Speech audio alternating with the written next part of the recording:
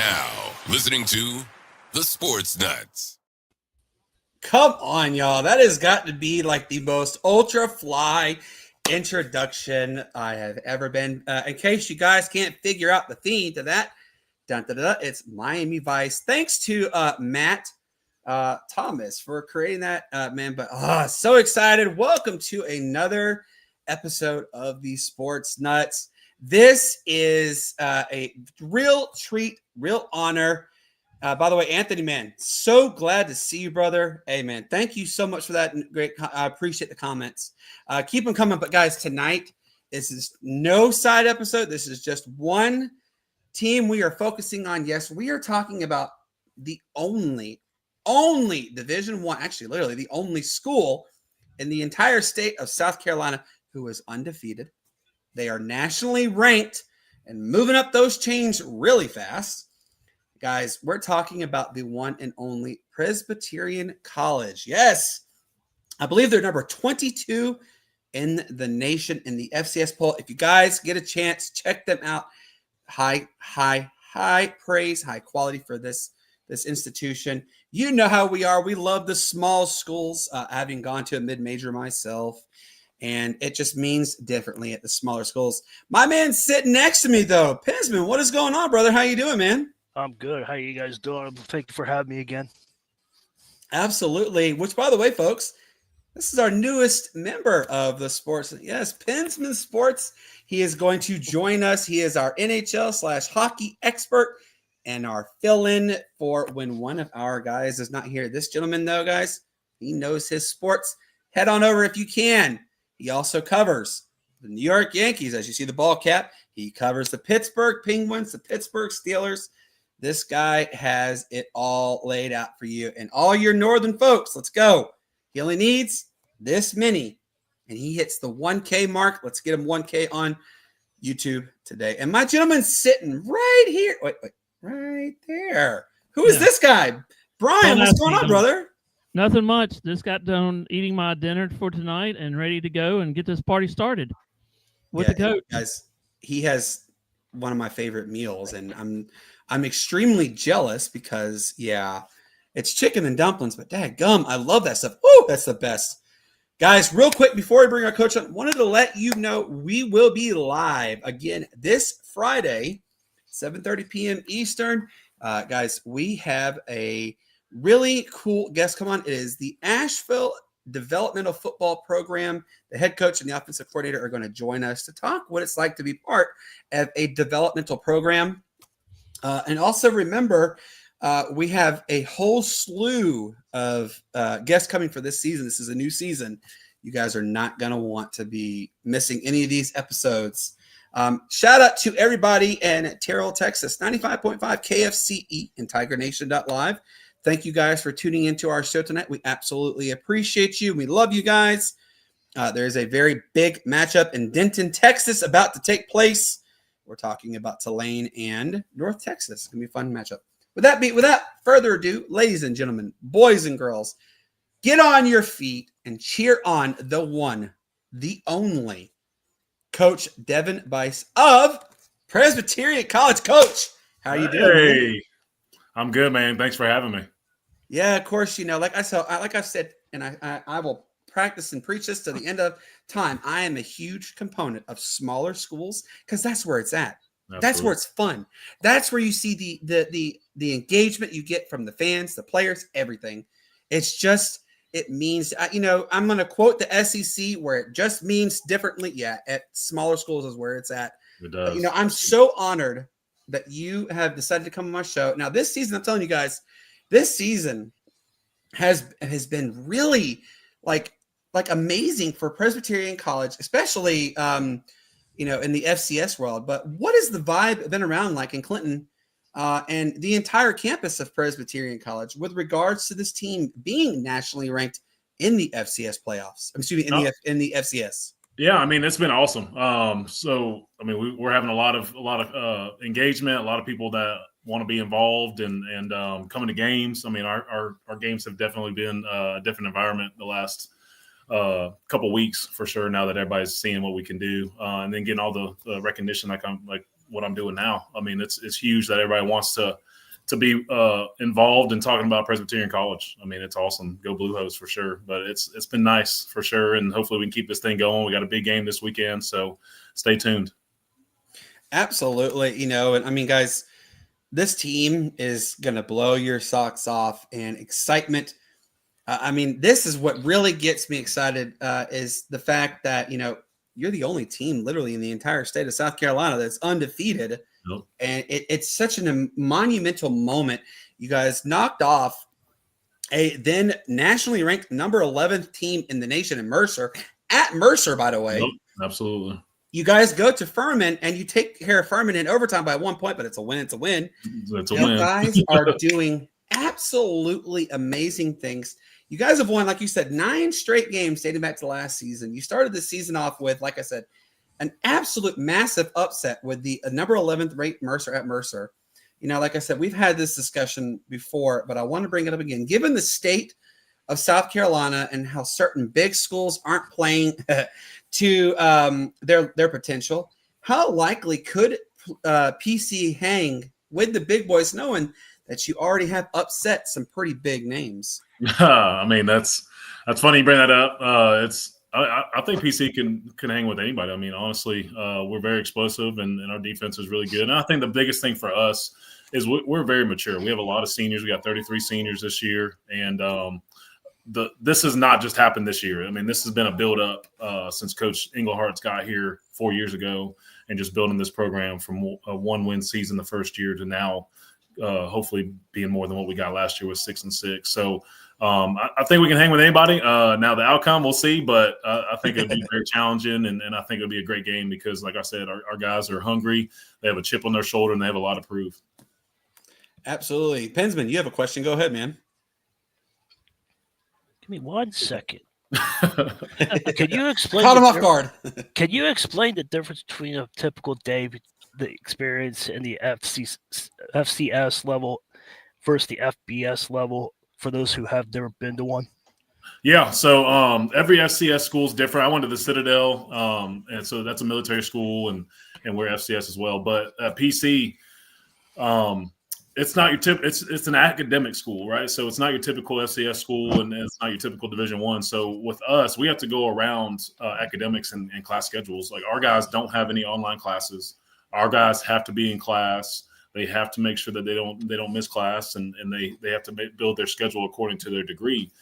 So for us, like, we practice, like this morning, we practice at 6:30 in the morning, just so we can get it in and make sure that we're not interfering with any classes or anything like that. But for us, with us being a small Division I school, we have to abide by those rules and make sure that they get into class. But also, we don't have all the resources like every other Division I school has, right? So we don't have the technology, we don't have the money and all that stuff for our kids to have iPads or for them to get the treatment that they would get at a bigger school. I know with my time at NC State when I was a GA, I mean, our guys didn't have to go to class because they had online classes. They could stay in the building 24/7. They could watch film. They could do all these things. They had iPads that they could go on and during meetings and stuff like that. We just don't have that. It's different. So we have to make sure we go around these avenues, but also come up with different ways to still be able to get them ready and prepared for the game on Saturday, but also know that it's going to be different than any other school.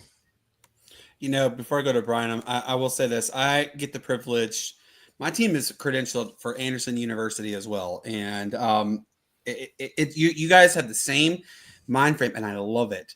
Mm-hmm. Our good friend Mark Vaughn, who if you ever get the chance, go back and watch his episode. He actually had a divine intervention moment. He fell from a 3-story building, landed on his neck, darn near decapitated himself, had a 19-hour surgery.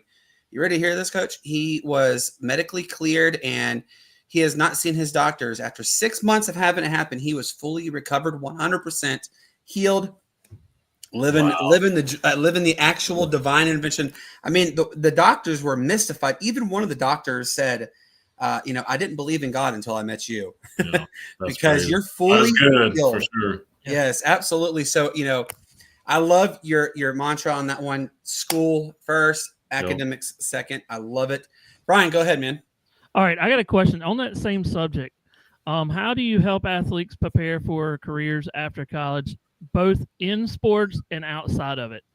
Yeah, so our biggest thing with us being a high academic college, we do a really good job with providing internships and different avenues for them to really figure out what they want to do and really hone in on those degrees and what in their careers.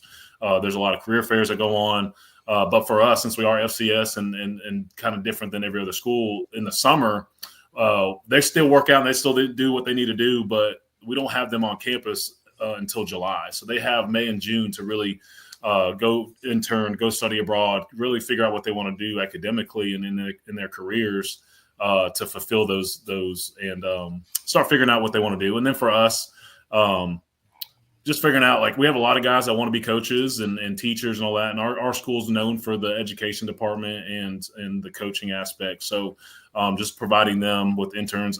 I got a couple football players that are kind of interning with me just with film breakdown and just learning how to be a coach and that aspect. But the biggest thing for us is just providing them opportunities outside of football or in their degree, since it is a small school and they have more one-on-one time with their professors.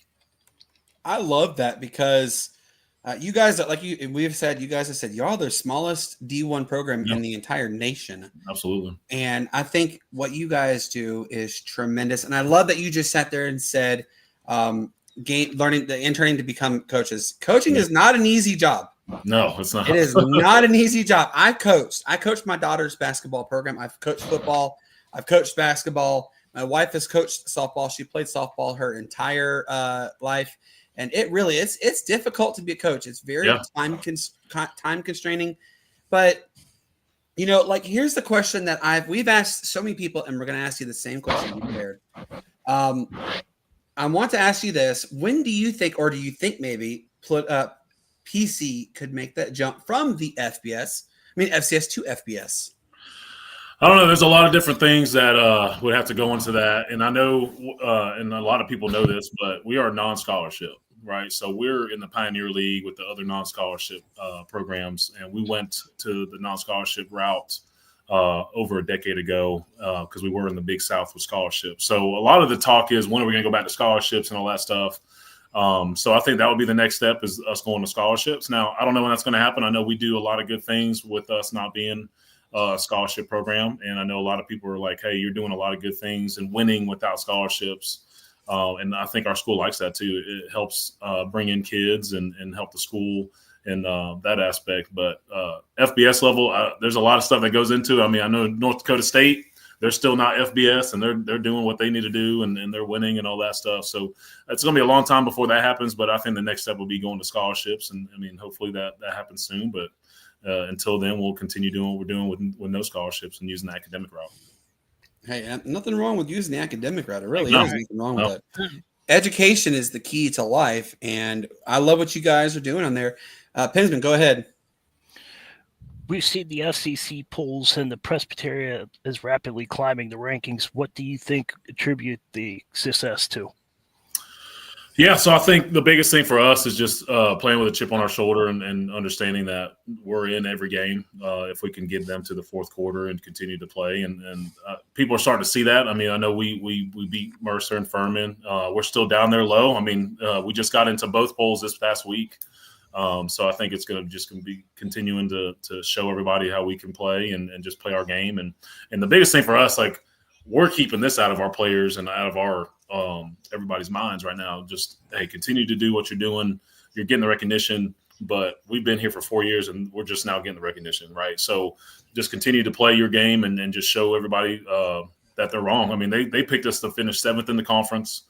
They just didn't think that we were going to be this team, and we are. And so we're just continuing to have our tunnel vision and continue playing our game and just let everybody know, like, they chose wrong when they thought that to start with. Absolutely. Brian, go ahead. All right. I got a question for you. What is it like to be recruited nowadays than 7 years ago? Like, when you were going for your recruiting, what's the difference between, the recruiting now that you got to go recruit this kid than 7 years ago, other than the NIL deal, Yeah. No, I think back then it was more about relationships, man. Like, when I was getting recruited to go to the Citadel, the scholarship mattered, the school mattered. The education mattered, right? And back then, the transfer portal was different. You either had to go down a level or go to another school at your level and sit out a year. So for me, back then, almost 10 years ago, it was more about where do I want to see myself for the next 4 to 5 years? What's the education going to be like?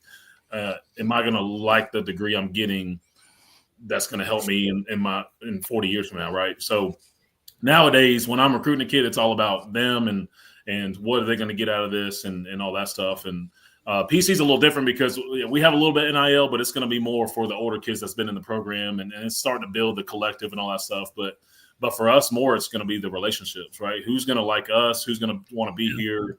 Who's going to develop and not want to transfer? And who knows about PC, right? So a lot of our guys, if you look at our roster, it's going to be more guys that are local from the state of South Carolina, or guys that we have built a really good relationship from Florida, Georgia, Alabama, California, right? So our coaching staff does a really good job of nationwide recruiting and just building those relationships. And we recruit class by class. So right now we're in the 26s, right? And we're focusing on the 26s until we sign them all, and then we'll move on. So just building those relationships, keeping those contacts and those communications open and just, I mean, you recruit them until they get on campus, right? With being on scholarship, you're recruiting them until they deposit their money and they're coming to school and they set foot on campus first day of camp.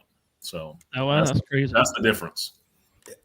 You're absolutely right. That's crazy that all this goes on with them. I mean, I didn't realize that you guys were a non-scholarship program, and that's interesting. But now, obviously, there's been such a wide array of success in the FCS world as of late. What is this? This is a two-tier question. What does this say about smaller tier programs? And could we see another major change in the football world with regards to smaller programs taking their talents against big time opponents and actually hanging with them?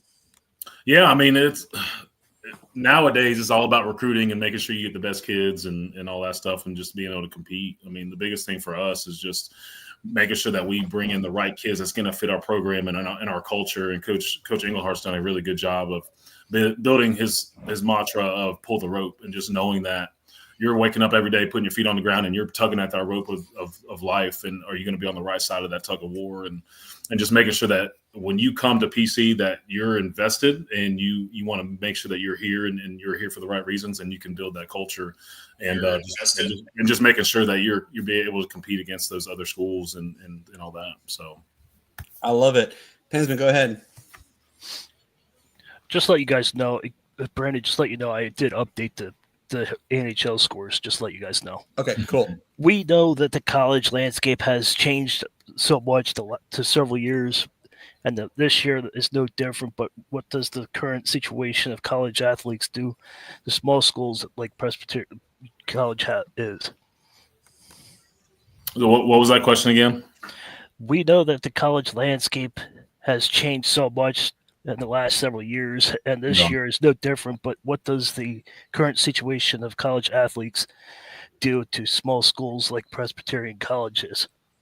Yeah, so for us, I mean, the biggest thing is just making sure that we stay up to date with everything, man, and the transfer portal and just the landscape of college football. It's changing, and it's changed tremendously. And I know the element of the transfer portal just got updated too. I think it was today about the transfer portal window and all that stuff. But for us, just being able to continue to be flexible and fluid with what's going on with athletes and how to get them here and all that stuff. But just making sure that we stay in touch with the collective, the NIL, and what kids need and just the recruiting aspect and how to get them here and keep them here. I mean, that's the biggest thing. Like we get guys every year after the season that feel like they're good enough to be able to go up to the next level and get scholarship money, which I don't blame them. I mean, they're paying to be here. And so we understand that, and we allow them to do it. And if they don't find the right place, then we allow them to come back at a certain time, right? And the landscape is really changing, and we just got to make sure we stay up to date and continue to be fluid and keep these guys here as long as possible. Brian, go ahead. All right, this is a kind of a good question here.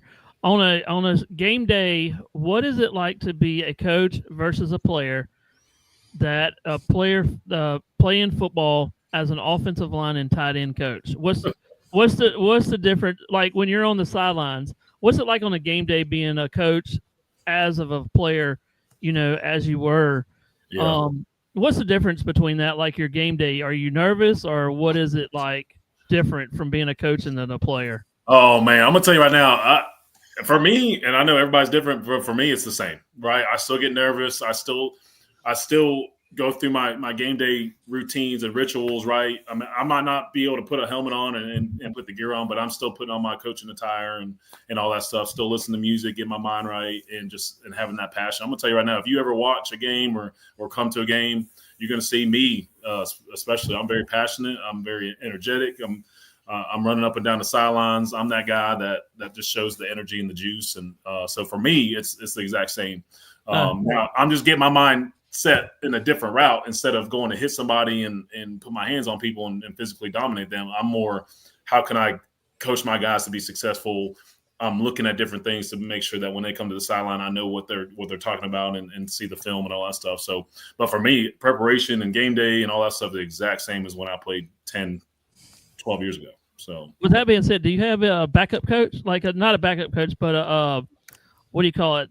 One of the coaches where you have to, when you get too excited, do you have one of those? the get back coach. The get back coach, yeah. Yeah, we do. We do have we have our strength coach that does a great job of doing that. And we also have some managers and student assistants that will do that as well. I'm not as bad because I'm the signaler and I have to be involved with the game and stuff like that. But we do, our defensive coordinator, he is wild, and you'll see him. Our guys have to pull him because he's almost at the numbers in the hash trying to give signals and all that stuff. So you'll see him get pulled back and all that. But yeah, we do have some coaches that have to get us back, and especially me. I'm trying to make sure that I'm getting the signal in and talking to my guys. What is it like? Here's what I want you to do. Describe the moment you guys get up, 6 a.m. It's game day. What goes into preparations for game day with Presbyterian? Yeah, so for us, I mean, I'll go through home games and away games. So like this weekend, we're flying out on Friday afternoon. We'll get there and we'll do a snack and dinner and we'll go to bed at 9:30. And then the next day on Saturday, we'll wake up and the first thing we do is have our guys jump into the pool and kind of just get their body ready for the game and just wake their bodies up and try to get the fulfillment real quick and just dumping their bodies in the pool. And then we'll start meetings. We'll do a walkthrough as an O-line, running backs, tight end group. We'll do a walkthrough just to get that final preparation. And then we'll do a special teams meeting, just so the call outs and all that stuff. And then we'll do the OD meeting where we just talk to the guys just one last time, get the lines right. And then we'll do a pregame meal and then we'll head to the stadium. Since it is an away game. Now for a home game, it's a little different. They get to sleep in a little bit. If the game's at 1, they'll sleep into about 9 o'clock, and then we'll have walkthroughs. We'll do meetings as well in our facilities. Then they'll do a pregame meal. And then the cool thing with us on home games, we do a blue hose walk where they walk from our locker room that's in our facilities about a half mile down the road to our stadium, through the tailgate, through all the fans and the families and all that, into our stadium locker room. And I think that's one of the best traditions. We have a bagpipe player that's wearing a kilt because we're the Scotsmen. So he's playing the bagpipes and leading us. And it's just a really cool environment. And then we'll go to the game and get ready for the game. Go ahead, Pensman. Do you guys see PC facing any other FBS power programs in the near future? Obviously, there's schools in the area like Clemson, Furman, but what about facing schools like teams from the Mountain West or even the Big Ten? No, I mean, there is talks about possibly doing that. I know we talked about it earlier I know a lot of FCS schools will play up to the FBS level. With us, since we're non-scholarship, then it's a little different. We kind of don't go that route with those big-time schools like Clemson or South Carolina, but we do play scholarship schools like Mercer and Furman. I know next year we're going to play Western Carolina, so they're going to be on our schedule. And I know each year we'll try to get some SoCon schools since they are closer and all that stuff. But there's been talks about playing up, so we'll see. We'll see how that goes. And I think we can compete with them. And just like the other FCS schools, you never know. I mean, there might be an upset. When you guys play schools that are obviously non-conference, like like a Furman or even a perennial powerhouse in the FBS level. What goes on the mind frame knowing that you are playing a vastly more talented program, but you guys are small, but it's not about the size of the dog in the fight. It's about the size of the fight in the dog. You guys may be small, but you're very gritty. Yeah. But what goes into the mind frame when you have, let's just say for bleeps and giggles, you do have to go play at Clemson. Obviously, Clemson is going to pay you guys mightily. I know because that's usually what happens. But what is that like going into that mind frame, knowing that you guys are playing, that this team could be like going into like App State going into Michigan in 2007? Right. Yeah. What is that mind frame like? No, I mean, so for us, it's more about being loose and having fun. I mean, a lot of our guys have never been in an environment like that, right? And especially in the recruiting process, some of these guys didn't even get recruited by these schools or bigger schools. So a lot of it's just playing loose, having fun, just enjoying the process, and just playing our ball. Like the biggest thing that we talk about from day one when we report in camp, like we're going to be a tough, gritty, physical team that's going to get after you in the trenches on both sides. And we're going to be athletic. We're going to be able to throw the ball deep. We're going to be able to do things with our really good receivers and our all-conference tight end. And just try to take the top off and just we'll throw in some trick plays in there. We'll try to get you with some screens and some things to keep you on your toes. And if we tell these guys every time, if we can take them to the fourth quarter, our opponent, we're going to win because we don't have anything to play for. We're playing for a win, but we're not playing to show people that we have to win this game because PC's a smaller team, right? We're going to this game saying, hey, we're going to keep it close and we're going to try to have fun with it. And if we can take them into the fourth quarter, we're going to stay loose and win this game while they're being tight and trying to make sure that they don't lose. And that's the mentality that everybody really needs to go into with this, because, obviously you're never guaranteed to win, but the old cliche saying, anybody can win at any given time. It's just a matter of who gets hot at the right moments of any game. Like I told you before the show started, you guys do have high praise from Dan Scott at Furman, and that's a pretty big monument. And the fact he was like, yeah, that's a really gritty school. But without diving too much, obviously I know you can't divulge secrets, but I ran the run and shoot offense. Right. And you probably know that offense very well because of, June Jones, Miles Davis, and even Dick Tomey ran it. And then also part of Mike Leach, he was more of the air raid, but he did incorporate a lot of the run and shoot. But, what kind of style of play do you guys do? I know that Newberry is kind of more like a nitty gritty type triple option style, and read option is the thing nowadays, thanks to Oregon. But can you kind of give an idea of what your style of play is like without divulging secrets? Yeah, no, I mean, so for us, we're true spread RPO, right? We're trying to run the ball first. We're trying to be physical up front, get movement, trying to give our all conference running back the ball and have an RPO behind it. So our quarterback does a really good job of making sure that we have something tagged to the run. So if he sees that the corner or safety or whoever in the secondary is not really fulfilling what's going on their side, then we might throw the ball behind you. But we're 50-50. We'll run pass, just trying to find what the weakness is in the defense. And we have a whole slew of athletes and players. So if you're trying to take away the run, we're gonna throw it. If you're trying to take away the pass, we're going to run it. So we have an all-conference tight end that's really good. You saw him against Mercer and Furman making those incredible catches. But we're just going to try to hone in on what your weakness is and take advantage of it. Like last game, we rushed for 300 yards. 2 games ago, we passed for 300 yards. So just depending on what you're giving us is what we're going to take advantage of. I love it. Brian, go ahead. All right. I've been dying to ask this question to any of the coaches that I've actually tried to get into.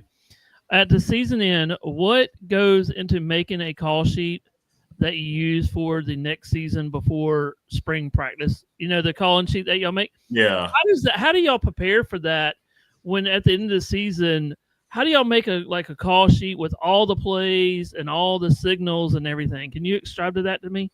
Yeah, so for us in our offense, the biggest thing after the season is just diving into and doing a self-report, right? So what was really good this season? What are things that you want to get better in the spring, and really work on? So for us, like when we get to the spring, we've already really dove into the past season and really dove into, okay, what was good for us, what was bad for us, what are things that we need to work on? And so for us in the spring, we do more stuff that we want to work on and get better with, right? So we won't dive back into and really work on stuff that was really good for us. It's going to be more of the things that we want to get better at, right? So if it was a screen, or if it was more of a trick play, or more of a just a pass or a concept or something like that, we'll work on that more in the spring, so then we can get those reps and get that familiarized with our team, so then we can bring that into fall camp. But during the season, the call sheet, I mean, you're like today, we're really focusing on what's going to be good for us in certain situations and just building it that way. But in the off season, it's more of just watching film, building that call sheet of what you really want to dive into in the spring and get better with for the next season. Okay. You know, it's funny you say that. That's my playbook. That really is my playbook. And I will tell you, It's smaller I can than the remember coaches. Yeah, it's definitely smaller than No, the ones Brian, Okay. I saw, it's like a McDonald's Happy Meal. Or Yeah, Happy it's about Meal. this big and it's like that wide. Yeah, you have Yeah. to, mine was always highlighted, and I can't tell you how many times I'd mark that sucker up like, this work, let's try this again. Let's try it this way. It's like you're playing a chess game of chess against the other teams. You're trying to figure out, okay, well, I ran a 22 power and it worked for it right here, but it's not going to work again. So let's go with, a quick slant, something like that, just something. Yeah. And I can remember I had to try and figure out how to get to the other mind of the other team. And there were times that I was able to get into them, and I can distinctively remember one of my favorite moments. We were playing a school called North Cobb High School in North Cobb, Upper Marietta, Georgia. And I remember the coach and I we know each other because I played with him in Pee Wee. And so I kind of knew where he would go on things. And so he's trying to figure out ways to go combat against my calls. And he never could figure out how I knew where he was going. But I'm like, dude, I played with you for 4 years. Right. I knew what you were going to do. And I loved getting in the mind frame. Now, I will tell you, you probably are the same way. I talked trash when I lined up. Oh, boy, did I ever. And I knew how to get under the skin of the other team, and it was fun. Yeah. And, when all's said and done, it's fun. It's funny games. That's really what it is. But, it's always nice to add a little extra mantra in your game, But, oh, man, I love the fact that, you guys are so well prepared. And, even when you aren't. People always say, oh, yeah, they're stacked for days. No. People don't realize usually the first 15 to 20 plays, they're already scripted. You know exactly what you're getting. Immediately you walk up there, that first play, you knew right away. Yes, and the other team is trying to figure that out. Like, where are they going here? Then, then you can play along with what was successful, what wasn't successful. Pensman, go ahead, man. Do you look up to any NFL coaches since you're on the same sidelines as the coach? Like, do you look up to anyone like, I want to be like this coach, I want to be like that coach, like Aaron Glenn, Mike Tomlin, one of those, Lovie Smith kind of thing? Yeah, I mean, I've definitely looked up to Mike Tomlin. I want to be a head coach in the future. And so just throughout my career, and you can look at my resume, I started off as a high school coach and then worked as a GA at NC State and then D3, D2, and now D1. And so I'm building my resume to where I can be a successful coach and get all the experience to be a head coach down the road and be a coordinator. So Lovie Smith and Mike Tomlin and all those guys, because, I mean, what they've done as a minority has been huge. And that's definitely one of my goals is be a head coach, but also work in the NFL. So it's definitely something I take advantage of in this profession, just being able to connect and build relationships. And so anytime I can, I try to reach out to other coaches and just try to build those relationships and definitely look up to them for sure. You're pretty young looking. How young are you? I'm 33. I'll be 34 next month. Oh, yes. You're definitely. You're that's the youngest one here. That's when Mike Tomlin started. Yeah, exactly. That's right. Never for know. once, we don't have – so, our group, Shane is always our youngest one on there. I'm 41. Matt's 40. And Shane is like 36. Okay. So we always tease him. We joke with him, in case you know what this is, Shane, that's what this is. The most recent one is Someone asked about newspapers, and we go, Shane, that's these big pieces of paper that you read. You tell the stories. We like to tease, and he goes, I'm still the only one that gets the paper delivered to my house every day. And I'm like, oh my God, we couldn't even tease you on that one, but it's fun picking on. But man, you're 33. You're so young. You have a lot of experience under the belt. Brian, go ahead, man. All right, this is a kind of a silly question for you. What is the craziest thing that you've seen on the sidelines that you've been a part of? Like any crazy thing that you're like, I can't believe that this happened, or something you're just talking in the mic or going to the guys going, oh my goodness, I can't believe y'all. Can you tell us the craziest things that happened? I think the biggest thing is just stuff that happens like in the crowds. I mean, I've seen some stuff in the crowds. Like our last game. I mean, it's funny you bring this up. So our last game, we had our student section behind us, and we're getting ready for the game, and we're just talking in the mic. So you know how it is as a coach. We're just talking about random things, and I look behind me, and there's just probably a 400-pound student with his shirt off and just has a big O. He's in the middle of the blue hose, and he's the O just in the middle of his chest. And I'm like, what in the world? So I love it. I mean, it's cool. I mean, those guys, our student section does a great job, but like, it's just stuff like that. You see, like you'll see the random things that happens in the game with the players, like trying to hurdle and he gets stuffed, or like just crazy stuff like that. But most of it's going to be in the stands and just the fans. And you know, when you involve alcohol, it's going to get even better. So I would say some adult libations going real good. But that one with the student was funny for sure.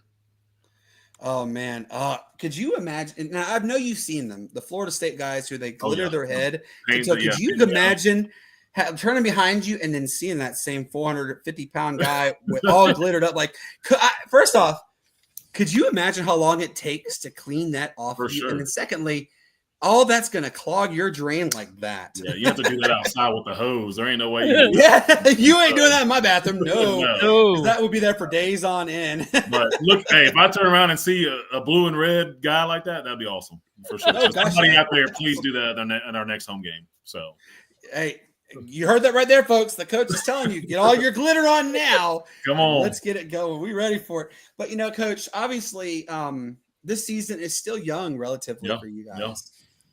Butler is going to be a pretty big matchup, but I know it happens because I did it too. Which game or games do you look at the start of the season and circle and say, challenge, really challenge, extremely challenging?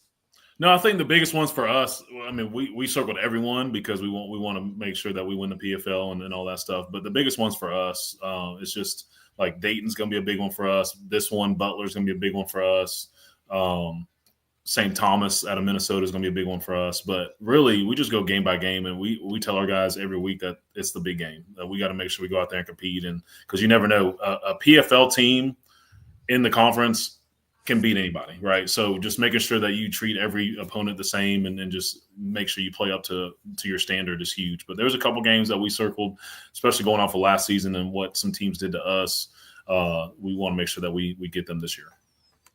In case people don't know what that's called, those are called revenge games. They're very real. I remember I had Mike. So you know who Jeff Francoeur is, right? By Jones. Yep. So he went to Parkview High School. I played football. I unfortunately tore my ACL and MCL. That was the end of my career. But it's playing wise. But I had to play against Jeff Francoeur. And I was a very good tight end. I was a really good defenseman, but I was really good at tight end. And every time we had to play Parkview, and it was almost always in the playoffs, he knew how to shut down somebody. Yeah. I would literally the game before I could have 10 receptions for 85 yards or whatever and 2 touchdowns. Go against him. We call him Brandon Gronkowski. Oh, yes, I love it. So in the 2 playoff games I played against Jeff Francoeur, I had a total of 1 reception for 15 yards. Wow, that's it. Shut you down. He knew how to shut it down. So it's fun when you are able to, kind of outsmart the other opponents. And you just mentioned your tight end. Do you know if I hate to ask this because it's a very touchy subject with me, but does he have any opportunities for NIL advancements coming in his way because of how well he has performed? Yeah, I know he's getting our collective with the school. I know he's probably having talks with other opportunities as well, but I know he's getting some for sure. And the way we do things at PC is we have a collective for the athletics. So, I mean, it's a big pot that we can divvy out to different athletes and all that. And it's going to be more of your juniors and seniors and older guys that have been in the program and earned it. But we allow our guys too to also get NILs from other businesses. And so we have a lot of businesses that are in town or in the state of South Carolina that will help out with that as well. So I know he's getting opportunities, and that was one thing that he did have a chance to be able to lead the school in this past transfer portal and decided to come back. And that was one thing that with a lot of our guys and our seniors that they wanted to come back and do, like you said, a revenge season and just try to be better than what we did last year. And so a lot of those guys stayed and have opportunities in the NIL and those types of things as well. I cringe at NIL. I know it's been going on forever. Before it was more under the table and everything. Yeah. But man, I cringe when I hear NIL, and I cringe when the transfer portal. To me, NIL has really ruined a lot of there's a term that everybody uses loosely. It's the term loyalty, that L word, loyalty. Yes, absolutely. That is not existent much anymore in athletics, let alone especially in college. It's what can you do for me, or what can you pay me to keep me here?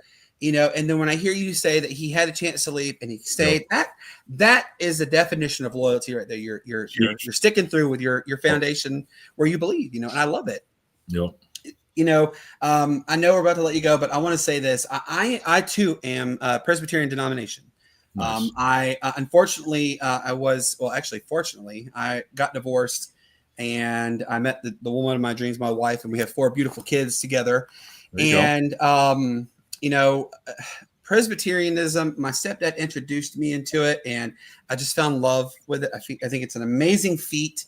It's an amazing group of people, and not many people really know a lot about the Presbyterian denomination and the lifestyle that people go through with Presbyterianism. Could you maybe divulge a little bit of that to our listeners so they can maybe get an understanding? Yeah, well, I'm going to go ahead and let you know, we are Presbyterian College, but a handful of years ago, they actually transitioned away from the church. So it's not it's not a mandatory opportunity you have to do while you're here on campus. Now, we do have some religion classes that you can take and all that, and we do have a Presbyterian church that's on campus. But it is not a mandatory religion you have to have while you're here at Presbyterian. So I can tell you a little bit about it. It is a different religion and all that stuff, but at the same time, it's not something that our guys or our players have to really experience as much as they did back in the early days of PC. Nothing wrong with that one. I mean, no, I mean, a lot of people ask that. And especially in recruiting, say, do I have to be Presbyterian to go there? You don't. And it used to be that way. And so, but it's definitely changed and kind of grew into a different entity and all that stuff. But if you are Presbyterian, you do have the opportunity at PC to go through that religion as well. I love it. And like I told you with Anderson University, this is what also makes me excited when I talk about little schools. Before games, about an hour before the game, you will see 4 to 7, sometimes even 10 players will come and they'll sit right in front of the goalpost, and they have their Bibles and they read scripture. Yeah. I know it's requirements for the classes there, but it's so cool to see that, and I know not many people are big into the religious world. I understand it's okay. I'm not dogging them. We're not going to dog them because, everybody is different in every aspect of the world, but it's just really cool to see the level of devotion you see from the players, from the coaches, from the fans, everything. It just means differently. Yeah. Before we let you go, can you let everybody know where they can find you and what's your, what's next for Presbyterian? When's the next home game? Yeah. So for me, I just have Twitter. So if you guys want to follow me, it's at DevinBice88. And I mean, just follow me on Twitter. You can look me up on the website and all that. Email me. But so for us, we have our next home game is going to be next week. We play Stetson at home. It's our homecoming, so we want to make sure that everybody comes out and really fill the stands. We want to try to have our biggest crowd that we've had up to this point. But yeah, so we're excited. We fly to Butler on Friday to play Saturday. All of our games up to this point are going to be at 1:00 p.m. So it's early enough that you can still get away and be able to watch Clemson and South Carolina and all those other schools. But we would love to have you guys come watch us. We have 3 more home games if you guys want to come watch us throughout the season. I can guarantee you this gentleman right here, Mr. Brian Pettit, and myself, because Pensman lives 10 hours away, but we are definitely coming because it's only like not even an hour away from us, Yeah, I'll get you tickets. I'll get you the sideline pass. I'll do all that, man. Come on. Yeah, cool. Hey, I'm down for it. We are ready to cheer you guys on. Brandon? Yeah, go ahead, man. Yeah. Since you're a coach, I can actually ask you this, and don't be mad at me for asking you this question. But I work with Brandon a lot, and there's a guy that's not here, but his name's Ralph Williams, RW Media. Him and I, we go back and forth. What do you think of the transfer portal? Do you, like isn't that like I could quit and then go to another school that's actually doing good? Like, what I want your input on that. So it's good and bad, and I've talked about this before. So it's good because, like, for us, we can pick the guys that we want and be able to fill our roster. Like, for us, we have a handful of transfers. We try to get more of the high school guys and develop them through the longevity. But like for us, we lost our center in the spring to the transfer portal. He went up to East Carolina and got a scholarship. So for us, it was more of, okay, we had a really good center that was experienced. How can we get a guy to fill his spot and help us right away? So we entered the transfer portal and got a guy that was from Limestone because the school shut down, and then we got a guy from Gardner-Webb. So it really helps us in that aspect. But in the other element, it's bad because – or it's negative because of guys can now leave and go as many times as they want. I mean, there's guys leaving for their third school, like you talked about, the longevity and the loyalty is not there anymore. But so in that aspect, it's just kind of watering down the guys' experience and what they're looking for and all that. And it hurts. It hurts programs like us, a small school, because if guys want to leave, now how do we build our roster because of that? So good, because you can build your roster and be able to bring in kids and really fit what you need. But negative because of the guys, like especially at PC when they're not having any scholarships. It's like, okay, well, I've done really good this year. I got my film.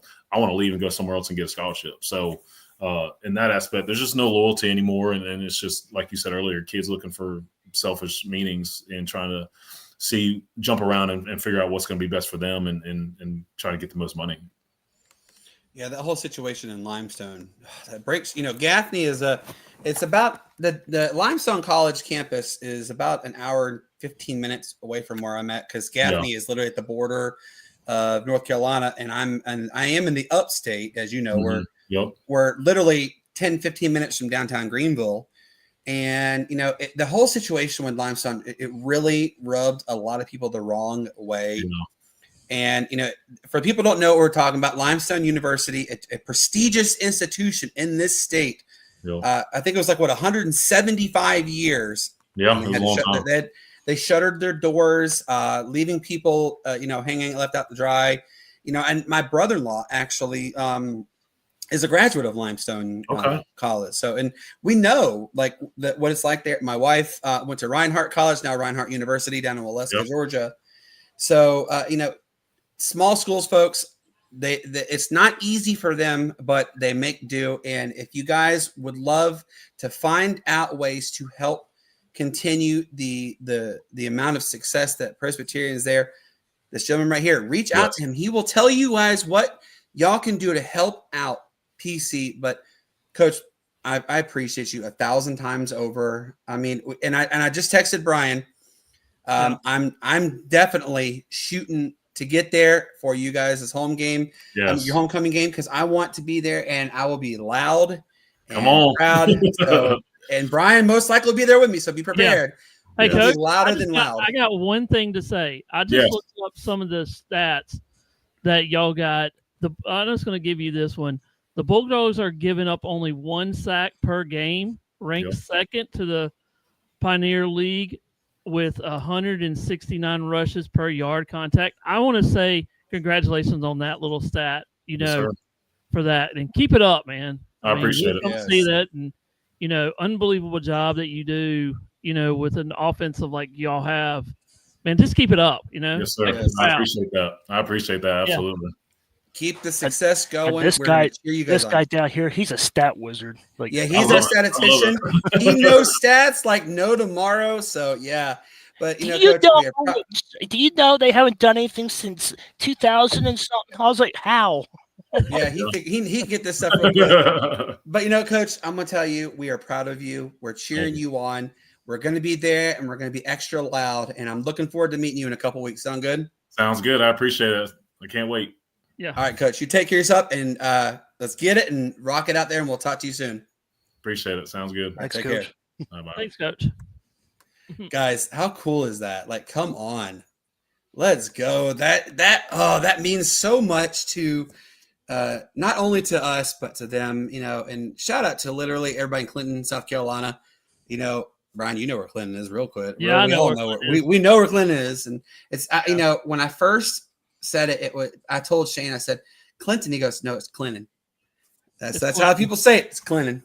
It's And oh man, it's a small town. Lawrence, South Carolina is a very small area, but it's such a pretty Clinton area. It's so pretty.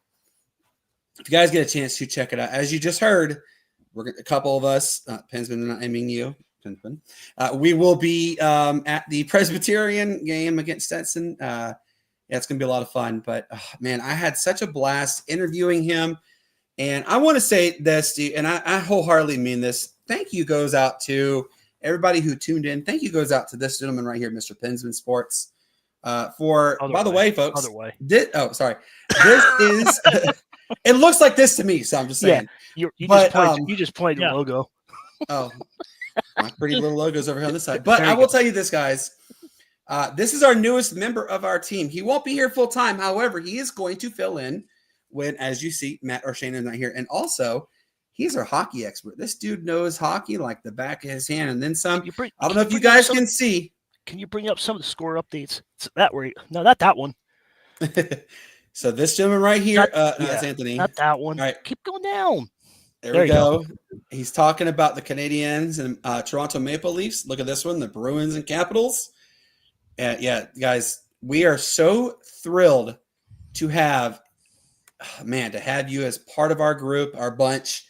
We know you're going to provide quality because, look, Matt, I'm calling you out on this one too. I know you're starting to know hockey, but yeah, Pensman knows hockey, and it's nice to have somebody I can talk to on a regular basis about hockey. Come on, folks. Hockey is back. We're so honored. Pensman, welcome, man. And I've been following it since 1993, so yeah.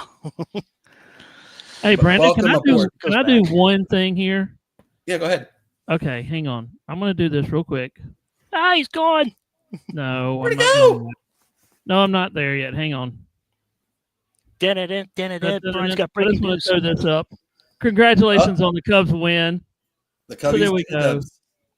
So the Cubs win 4-3. So there you go. Yep. I just wanted to good. Hey, nothing wrong with that. Hey, congratulations goes out to obviously the Chicago Cubs. All right, real quick, want to let you guys know what is coming up because, all good things, they do have to come to an end for the night. On Friday, like I told you guys before, we have the Asheville developmental football team coming on. The head coach and the offensive coordinator come on. They're going to tell us what it's like to be a developmental program. And then obviously next Tuesday, this episode, I'm really excited where we have Texas Rio Grande Valley University of Texas, Rio Grande Valley coming on. It's their football program. This is actually their inaugural season. And they are turning heads the right way. This team is legit. Watch out. We're going to talk to their SID. We're excited to talk to them about then the 17th, the following, which is that Friday. We have, now this one is actually pretty cool. I'm good friends with a Facebook page called the Atlanta Braves Chop Live. They cover literally everything there is about the Atlanta Braves. They're an in-depth team. Yep. So they're joining us to talk to us about this upcoming offseason. Obviously, Atlanta is going to have massive turnaround, and we're eager to hear what he's going to share with us. The 21st, you guys, is still up in the air. I have to reach out to my insider, but right now it looks like it's going to be a 2-team episode. We are talking to both Newberry College football and then also Maryville College, which is based in Tennessee. They're a small NAIA school. They are going to come on, and because we've been, like I said, we follow all small schools there is because why not? But they're going to come on. If they don't come on, both of them, it would definitely be Newberry. If not, Maryville, but one of them will be for sure on the 21st. The other one maybe on the 23rd. Just stay tuned for that. The 22nd, my good friend, the sports director at KHON2, Rob DeMello, is joining the show to talk about UH football. Because, by the way, folks, UH football, by that time, they're probably bowl eligible. Could they be Mountain West Championship game eligible? We'll see. Then October the 28th, we have the athletic director at Utah Tech. Yes, that is an actual school. They're coming on to check us out. We can't wait. But, guys, we're not done yet. This season, oh, boy. You guys are in for an absolute treat. I mean, when I tell you some of these guests that we have coming on, y'all are going to be falling out of your chair. I'm talking, we have the one and only Drew Bledsoe is coming on our show. Yes, that Drew Bledsoe. Mark Brunell is coming on our show. Whew, I'm excited for that. Those two, absolutely. But I will tell you this, guys, also, we have a young lady. I'm speaking with her. She is a reporter for ESPN, but she also reports for West Virginia. And so she's going to be coming on our show. I'm really excited about that one. We have, let's see here. We have Scott Van Pelt is lined up to come on our show. Guys, we're working the wire. I promise you, we're not done yet. So with that being said, guys, for everybody who watched tonight, Brian, tell everybody your parting words, sir. My parting words is be kind, be safe, and love each other. So absolutely. And Pensman, what is your final parting words, sir? Everybody be good to each other. This world's a lot of hate. Just love and respect each other. That's all I ask. And if you can, help me get that 1,000. I'm 5 away. Hit that like, hit that share, and subscribe. And subscribe to Tiger Stripes Media and Sports Nuts. They also do a good job. We take your time. We take our time out of the day. Please take out time out of your day to watch our great shows. That's all I got to say. Amen to that. Yes, Pensman Sports. Let's get him. He only needs 5. Let's go. Just give him those 5 right now, and you're going to be, I promise you, you're not being let down with his content. Follow him on Twitter as well. He is also on Facebook and TikTok. This gentleman right here, Mr. Brian Pettit, Tiger Stripes Media, Facebook, Twitter, TikTok, and everywhere else in between. Let's go. Let's get our guys. Let's go. Oh, he said over here. Let's get Pensman to 1,000. Let's get Brian, y'all. Let's get him to 250 before the end of this year, at least 250. If not, we can definitely do more. I know we can do this.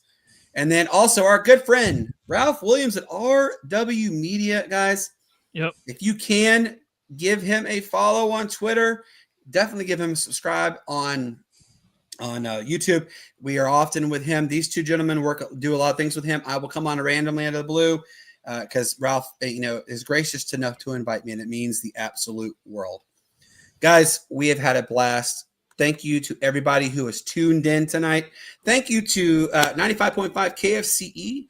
Thank you to TigerNation.live and all those in between. As I always tell you guys, peace up. A-Town down. Why it's the greatest sports city there ever was. You guys have a wonderful evening. We'll see you on Friday. Getting down on Friday. You made it. Have a wonderful night. Enjoy this outro. And, we'll talk to you on Friday. Good night.